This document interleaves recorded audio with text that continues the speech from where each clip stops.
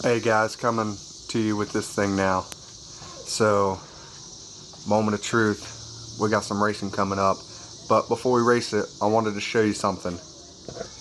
We got this to install it. It's a Arrma Monster X 8S 1/6 scale waterproof electronic speed control with an 8S motor. Now I know what you're thinking.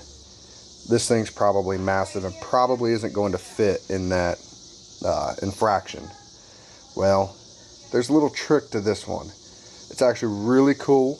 I found it on their website, did some reading on it, and this is a full 8S system, but the motor is not the size of the 8S motors. It's the, well, hold on a second. So that's what it is. It's a 1520 1650 kV censored motor. It's, well, as you can read, up to 18 pounds, 8S LiPo. This fits factory location on almost all 6S vehicles. It's the same size motor that is like a Max 8 Hobby Wing. The ESC is the same size as like a Max 8. Well, here, this is on their website. You can pause this and read if you'd like, but this thing is going to take that Infraction from, you know, your 80 mile an hour to insane speeds. That in conjunction with the with this Techno 30 tooth pinion gear, and yeah, by the way, good luck running this on your stock system. It's going to overheat and you're going to melt an ESC. So I actually did melt an ESC. I melted this ESC right here on a 25 tooth pinion and a 46 spur. It was really fast, but it only ran 2 or 3 passes and then ended up melting. But the good news is Horizon Hobby sending me a new one for free. I don't know how long it's going to take, but in the meantime, we've got this Castle Arrma Monster X to throw in there. And the good news is, since Horizon Hobby is sending me that ESC, it's the same ESC that goes in the Creighton 6S. So I'll have an extra 6S ESC laying around in case something happens to that one. And also, guys, here is the motor ESC combo from Hobby Wing. This is the same size motor as this. This is only a 6S motor though, 2200 kV, 8S 1650 kV with massive gearing.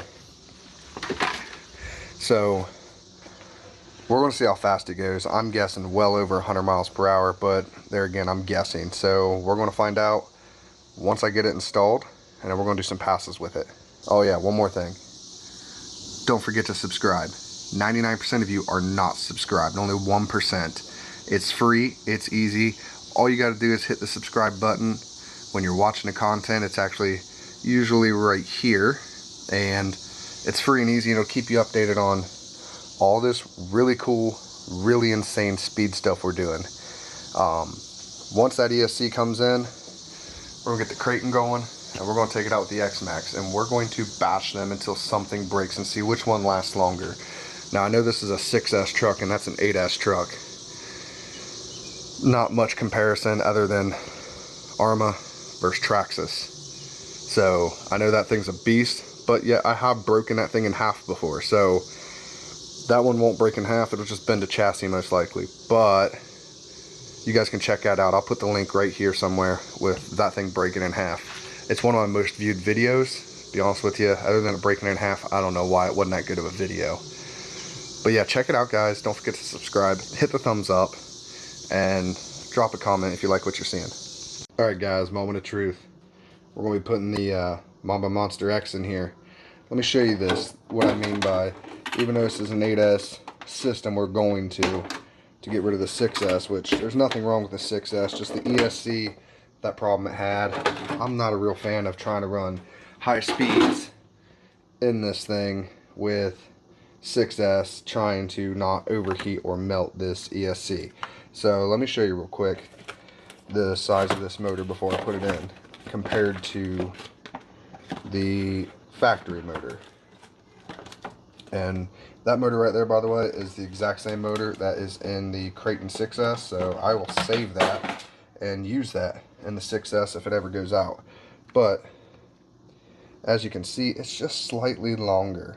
I mean, it'll be right there, just ever so slightly longer. I know it looks like it's actually really long on camera, but it's about the width of a finger, and it's the same can diameter size. So we're going to run this right on here. It's not even going to, it'll just barely fit in between the bulkhead and the motor clearance. I mean, maybe a ½ inch of clearance in there. Let's try to see if I can get that, catch that good on camera. So you have maybe a ½ inch, but either way, you still got the clearance to do it, and that's what this system is designed for. It's designed to fit in there with no problems and run 8S. So let's go ahead and get this conversion done, and then we're going to speed test it. Oh yeah, we're also running a 30-tooth pinion, and this 46-tooth spur is being changed to a 40-tooth spur. So we're also going to see what kind of speeds we can get out of this thing until we have to do either more aero, change to a foam tire. I don't know, but I'm going to try to get this thing as fast as possible. Clearly I'm not worried about the cost of the build, because right now I'm sitting at over $1,000 in this truck to make it go as fast as it's about to go. You'll see. So guys, there it is, all installed, looking real good. This system is amazing. Now the stock radio, the Spectrum DX3, and the stock, I don't even know where the receiver is, but the stock radio and receiver, it's like impossible to program this with the stock stuff, because in my experience, now it may be different for you, you have to pull the throttle on this to full throttle before you turn the car on, and then you hold this, you turn the car on, and then it's supposed to link up, and then you can do your calibration with it for the ESC. But problem I've been having with this car is that the radio won't bind automatically unless you turn the ESC on first. At least the Spectrum, the Arrma ESC, until you turn this on, it wouldn't work. So I ended up having to change it out to the Dumbo RC system, which in my opinion is a better radio anyway. The only thing that it doesn't have, it's not a 6-channel radio, so it doesn't have the gyro on it. But to be honest with you, this thing is laser straight anyway, so I don't think that's going to be an issue. But it's all in there. I got some gear mesh I need to figure out still. This thing keeps coming loose on me, even though I put some Loctite on it, but it's hitting the housing. So the grub screw is not the gear itself. You can see the aluminum down in there from where I tested it. So once we get all the bugs worked out, we're going to take this thing out and race it. That's going to be in like, I don't know, 3 or 4 seconds for you guys. For me, it's going to be tomorrow afternoon in about 24 hours. So I got plenty of time to work out the bugs and get the suspension set up. And I got to grab my heat gun and straighten out the splitter a little bit. It got a little nick on it. And I completely destroyed the phone I was using for my GPS speeds. When this thing hit 65 mile an hour in the rain, it lost control, hit a curb, and ejected the phone, and it slammed into the curb, and it's garbage. So I've ordered one of those SkyRC Bluetooth modules, and we're going to put that in here and use this phone to do the speed checks on. Plus I think it's a little more reliable because I can actually, you know, glue it down like right here, or who knows, up here, maybe on the back of the body somewhere that is removable, and that I can put on all my cars that isn't going to get broken. And even if it does get broken, it's not the price of a, you know, $1,000 phone, so it's only $80. But guys, we're shooting for 100 mile an hour with this gearing. When the new gear comes, the new spur gear, we're going to shoot for 125, 130. And again, now this thing runs on 8S, so you know this thing's going to be pretty quick. More to come. Guys, so here we are. This is the road that I think we'll be able to beat 100 mile an hour on with the Infraction. So we're gonna run the GPS on it. We got some pretty cool gear under there, as you guys just seen.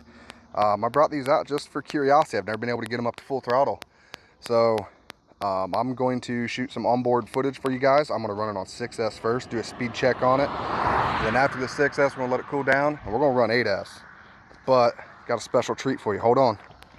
So there's that special treat. Told you he was gonna run a race. I mean, there's really no comparison, but who cares? We're having fun. That's what it's for. He wants to open it up, why not?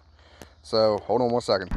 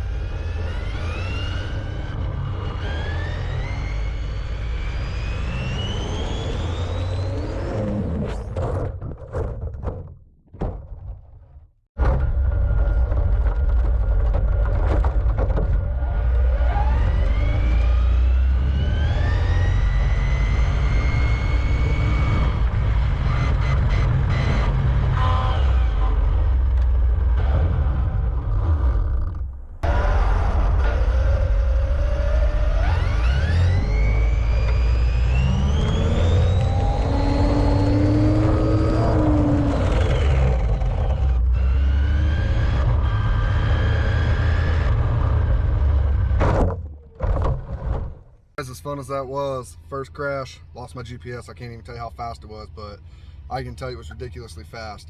We're going to a new location that's hopefully less busy. It's still pulling slightly.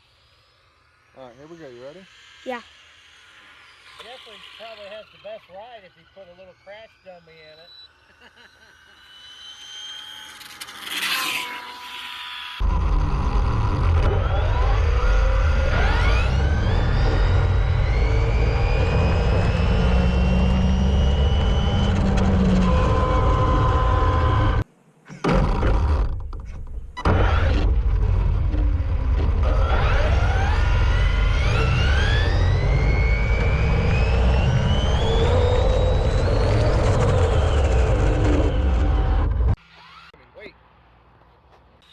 Oh, there's one of the cars. Where's the other? Oh, that's fast. Oh, that makes a loud noise when you're stopping the car. Oh, there. Whoa. That almost went past my view. As soon as it hit, like right here. And it just curved. It almost hit your Mustang. Huh? It almost hit.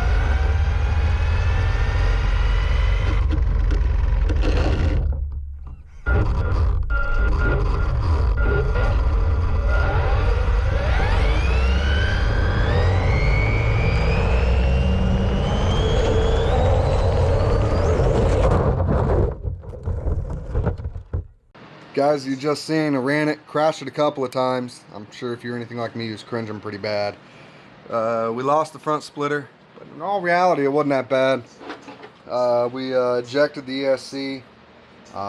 Everything else seemed to stay in place. It's a little too fast for the roads I was on, but that's why we build them, to see what they will and won't do.